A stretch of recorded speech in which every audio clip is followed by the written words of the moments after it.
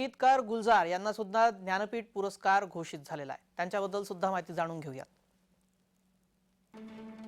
गुलजार यांचा जन्म 18 ऑगस्ट 1934 मध्ये झाला। पंजाब मध्ये त्यांचा जन्म झाला।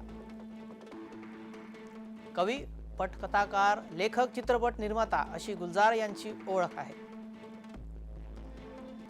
हिंदी, उर्दू, पंजाबी, मारवाडी, हरियाणवी अशा विविध भाषांमध्ये गुलजार यांचं साहित्य प्रसिद्ध झालंय।